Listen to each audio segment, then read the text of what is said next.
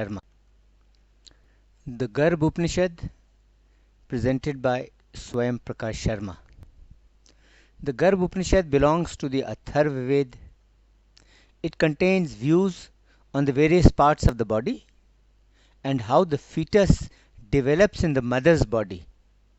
The Upanishad also contains the interesting thought that as long as the fetus is in the body of the mother, it has memories of its past births and actions done in those births.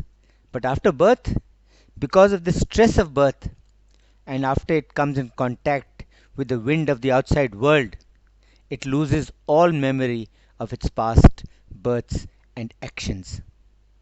In the Muktika list of 108 Upanishads to be studied for salvation, the Garbha Upanishad figures very high up at serial number 17 of that list. The Upanishad. Om. The body consists of 5 and it is connected to each of those 5. It is supported by or it is dependent on 6. It is burdened by 6 qualities. It has 7 constituent elements. It has 3 impurities. It is twice born and it eats 4 kinds of food. Now, why is it said that the body consists of 5? And how is it connected to the 5? The body is said to be consisting of 5 because it is made up of 5 basic elements, which are earth, water, fire, air, and ether or space. Now, in this body, which is made up of 5, what is earth? What is water? What is fire? What is air? And what is ether? In this body that is made up of 5, all that is solid or dense, that is earth. All that is liquid, that is water. All that is warm, that is fire. All that has movement and moves about in the body, that is air. And all that is hollow, that is ether or space. And how is the body connected to each of these 5? This is how the body is connected to each of these 5. The earth supports the body. The water helps in absorbing the food in the body. Fire gives warmth and illumination to the body. The air distributes food and other material to different parts of the body. And ether provides space to the body. Looking at this in another way, these 5 are connected to the body in this way, that the ears are for hearing, the skin is for the sensation of touching, the eyes are for seeing, the tongue is for tasting, and the nose is for smelling. The body understands through the intellect. It thinks through the mind. It speaks through speech. It evacuates through the apparent breath, and it has sexual enjoyment through the sex organs. The 5 further go on to become 10 if we classify them as acceptable or unacceptable. And why is the body supported by or dependent on 6? The body is supported by or is dependent on 6 because in the food by which the body develops, there are 6 tastes, which are sweet, sour, salty, bitter, pungent, and astringent. Further, there are 7 notes of music, which are Shadaj, Rishab, Gandhar, Madhyam, Pancham, Dhaivat, and Nishad. Why does the body have 7 constituent parts? The body has 7 constituent parts because in the body we find 7 colored constituents having the colors 1 white, 2 red, 3 black, 4 smoke colored, 5 yellow, 6 brown, and 7 pale liquid. and all these become food for someone who we may call Devadatta. What is common in all these seven constituent parts is that all of them have a watery component which is common to them all. And they have food saps which have the six tastes of sweet, sour, salty, bitter, pungent, and astringent. From the essence of the white food sap, red blood is produced. From the red blood, black or opaque flesh is produced. From flesh, smoke-colored fat is produced. From smoke-colored fat, yellow-colored bones are produced. From bones, brown-colored marrow is produced, and from marrow, pale-colored semen is produced. From the union of semen and blood, the fetus is formed and developed.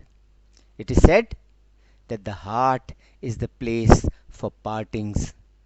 There is a particular fire in the heart, and by that fire is bile, and by the bile is wind, and where the wind is, there the heart goes out as a result of a creative process.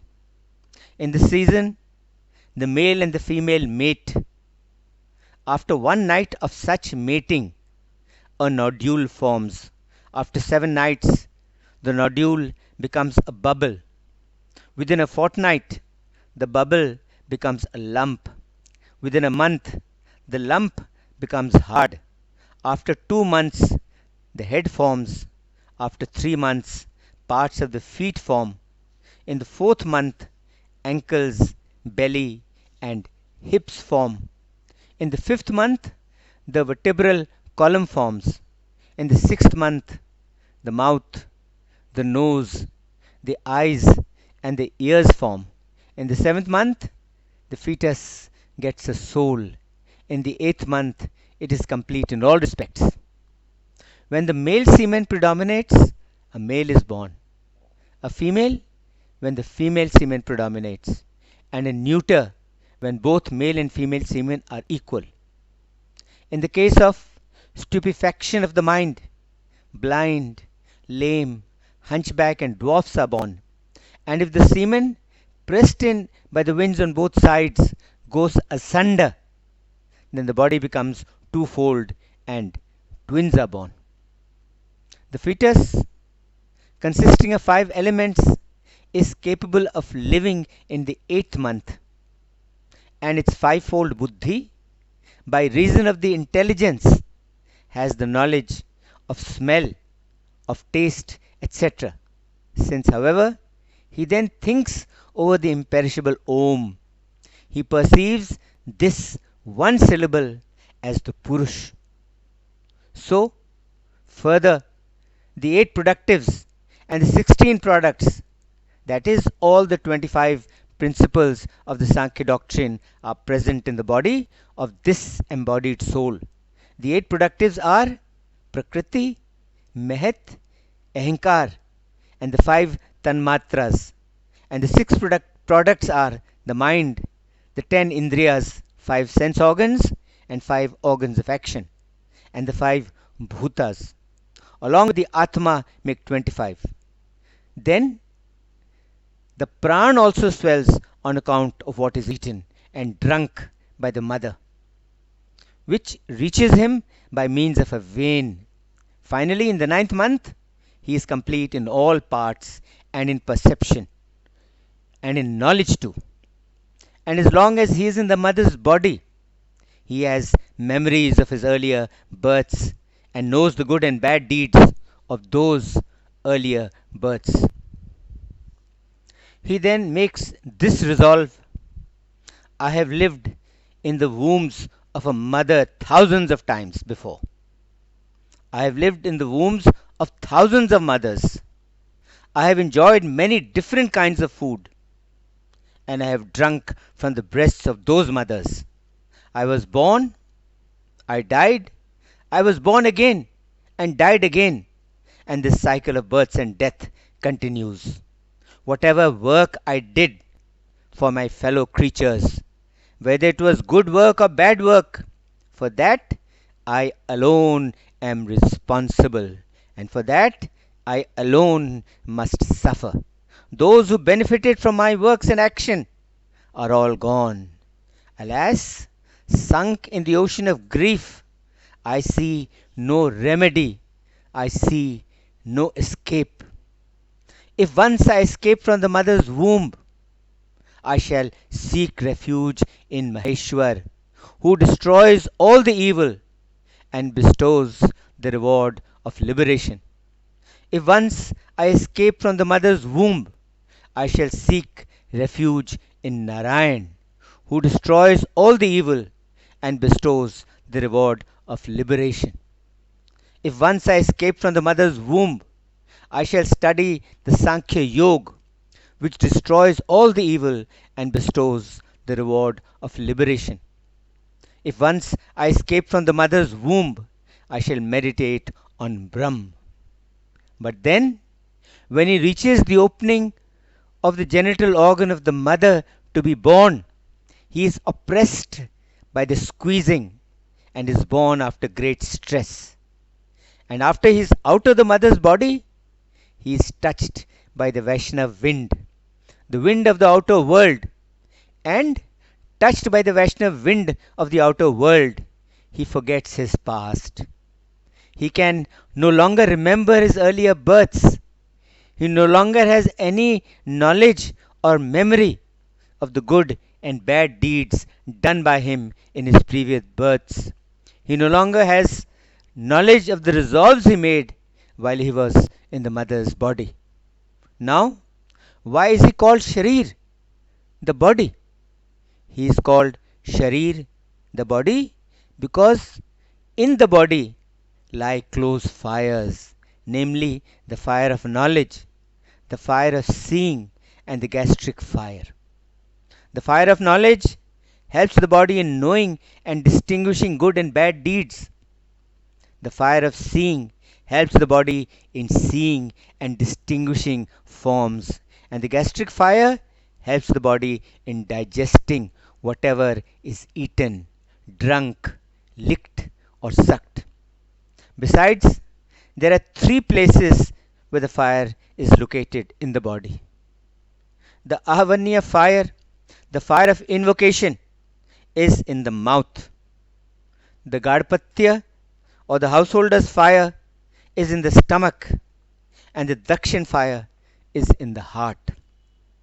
The Atma is the sacrifice.